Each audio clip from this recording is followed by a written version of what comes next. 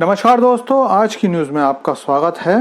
दोस्तों, आज भी हमारे गांव में एक कहावत बहुत आम है कि आधी छोड़ पूरी को धावे, आधी मिले न पूरी पावे। और ये पुरानी कहावत हर दौर में सटीक बैठती है, जिसका मतलब है कि अगर कोई थोड़ी सी मात्रा को छोड़कर ज्यादा की ओर भागता है तो आधी मात्रा तो वो खुद छोड़ता है, लेकिन पूरी चीज भी उसके हाथ नहीं आती है। और ये कहावत आजकल सऊदी अरब पर बिल्कुल सही बैठती है।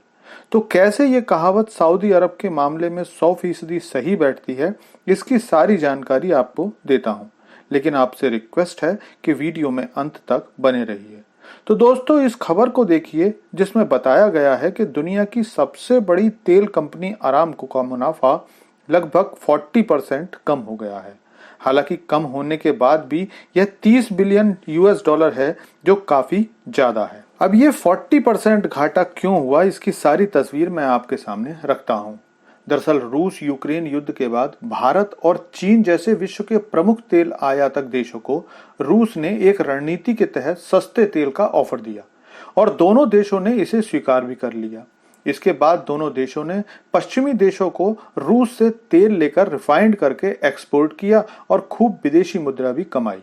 उससे पहले दोनों देश इन खाड़ी देशों से तेल खरीदते थे, जो इनकी मर्जी के रेट्स पर खरीदना पड़ता था।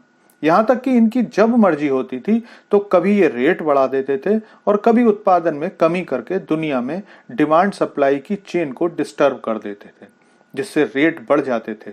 लेकिन रूस के सस्ते तेल के ऑफर के बाद इनका ये सारा खेल बिगड़ने लगा।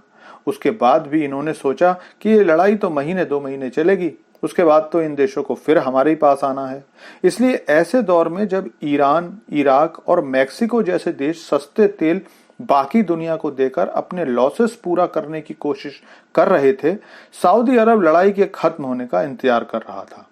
अब क्योंकि लड़ाई खत्म होने का नाम नहीं ले रही थी, तो ये इंतजार ही करते रह गए। इसके बाद जब रूस ने डिस्काउंट कम किया तो फिर ये देश खुश हुए कि अब तो इन्हें हमारे पास आना ही पड़ेगा। लेकिन भारत को अब सस्ते तेल की आदत पड़ गई थी, जिसके बाद अपनी पुरानी गलतियों से सबक लेते हुए भारत ने अपनी ऑयल परचेसिंग डाइवर्सिफाई कर दी तथा जरूरत का तेल इराक, घाना, मैक्सिको और यहां तक कि अमेरिका से भी खरीदना शुरू कर दिया। और इनके हाथ में कम ऑर्डर जाने लगे। मतलब देसी भाषा में बोले तो यूएई और सऊदी के हाथ चिल्लर आई, बाकी मोटी रकम इराक, मैक्सिको, घाना और कुछ अफ्रीकन देश ले उड़े। लेकिन जरा रुकिए, अभी इनके बुरे दिन खत्म नहीं हुए हैं। अब इस खबर को देखिए। दरअसल भारत की 4 प्रमुख तेल कंपनियों ने कहा है कि भले ही रूस से फिलहाल डिस्काउंट $20 से घटाकर $8 हो गया हो, लेकिन फिर भी हम रूस से ऑयल खरीदना जारी रखेंगे। और ऐसे में जबकि भारत और चीन जैसे 2 प्रमुख तेल आयातक देशों ने अपनी खरीद सऊदी अरब से कम कर दी, तो सऊदी कंपनी को घाटा तो होना ही था। इसके अलावा एक और झटका इन्हें तब लगा जब अमेरिका जैसे सबसे बड़े आयातक देश ने भी इनसे तेल खरीदना कम कर दिया, क्योंकि खुद अमेरिका अपने देश में शेल ऑयल को यूज कर रहा है, जिसकी कीमत सऊदी अरब के तेल से कम पड़ रही है। इसके बाद सऊदी ने एक और चालाकी दिखाई। जब इन्होंने देखा कि ये ऑयल की सेल कम हो रही है, तो रूस के साथ मिलकर जून से 1 लाख बैरल पर डे का उत्पादन कम कर दिया।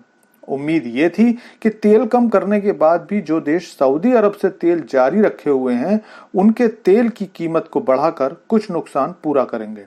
लेकिन इस चालाकी ने भी कोई काम नहीं किया और 40% तक का मुनाफा कम हो गया।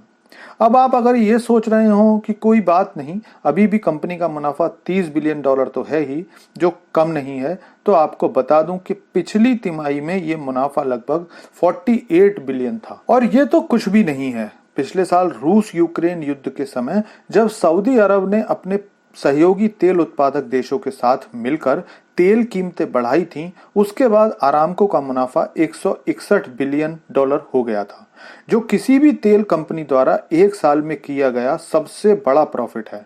और उस रिकॉर्ड गिरावट के बाद अब पहले तिमाही में फिर से 40% मुनाफे की कमी बताती है कि सऊदी का हाल खराब है, क्योंकि इस अरामको कंपनी में 90% हिस्सेदारी सऊदी सरकार की है। इससे आप खुद अनुमान लगा सकते हैं कि सऊदी सरकार किस दर्द से गुजर रही होगी। दोस्तों थैंक्स फॉर वॉचिंग वीडियो। आपसे अनुरोध है कि चैनल को सब्सक्राइब कर लीजिए, क्योंकि यहाँ आपको डिफेंस, फॉरेन पॉलिसी और फाइनेंस से संबंधित वीडियोस रोज मिलते हैं।